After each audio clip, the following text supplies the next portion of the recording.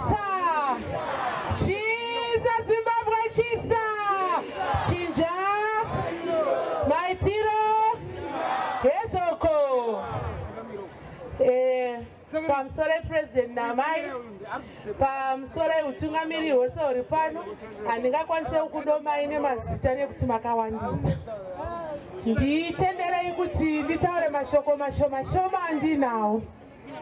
Chekutanga ndechekuti ndinoda kutenda President waMadzore nekutipa mukana isu mayouth ekuti tiwanikwe tiri pautungamiri hwepamusoro. Chinja, maitiro, hezvoko.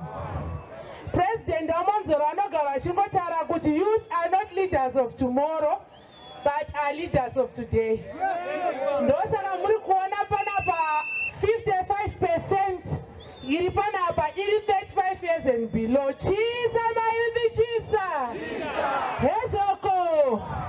Mayouth ari panapa President atina kumamanikidza kuti huyai. Asi mayouth anga achingoti pandiri kufamba chair.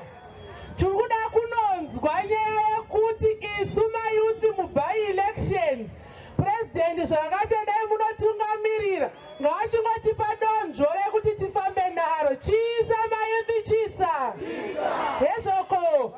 Zvandiri kutaura izvi ndezvekuti tine ma-MPs ari kuenda kunomira pabai election ari mayouth. Tine ma-councillors ari kuenda kunomira pabai election atikatarisana naro ari mayouth. Inyaya yekuti President wedu vanotida ndizvoka. Chechipiri ndauya panapa kuzotenda zvakare leadership yeMDC Alliance. Leadership inogara ichitiudza siku nesikati kuti hatidi violence. Takaona violence yakaitika just closer to home paGlenora neZulu. CCC versus ZANU-PF.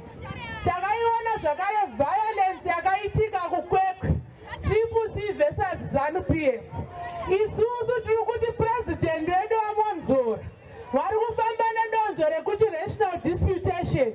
Zviri kuedza kutaurwa naPresident ndezvekuti nyangwe tatarisana nesarudzo hatizivavengi tese tinoona veZimbabwe. Chisa MDC, chisa. Hezvoko. Hakuna munhu anofanira kuchikidzirwa kunzi kune ZANU-PF kana kuti kune CCC achipinda muballot.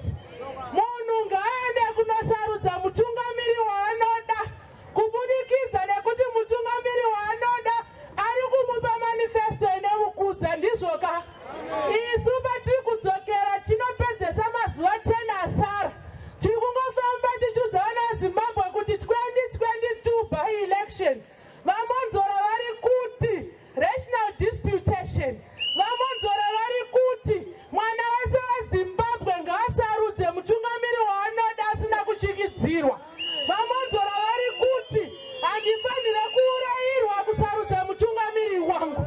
vaMadzore vari kuti muyuthi ngaaende panyanga. Chisa mayuthi, chisa. Chinja. Maitiro. Hezvoko. Handikanganwe kutaura kuti pa-election atakatarisana nayo President Madzore vakaita kuti madzimai ange akawanda pabai election. Hakuna bato rakafanana neMDC inotungamirwa naMadzore yakakwanisa kufilter female candidates. Haina kungofilter ma-female candidates chat, yakafilter ma-young women. Chisa MDC Alliance, chisa. Chisa Madzore, chisa. Kwese kwese. Dagi. Hezvoko. Handingakupedzerei mashoko. President wacho azotipa nhapi-tapi ndizvo. Ndangoti ndingoita manyautsa mukana. Asi ndisati ndagara pasi organ. Ndinoda kutumira shoko kuna Madzore.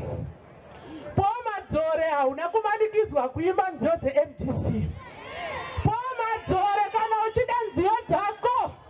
Ini mzukuru wako Yvonne ndiri kuti go and delete. Isu we are going to continue playing that music. Nekuti wanga usingaimbira munhu. MDC is not a person. MDC is an organization.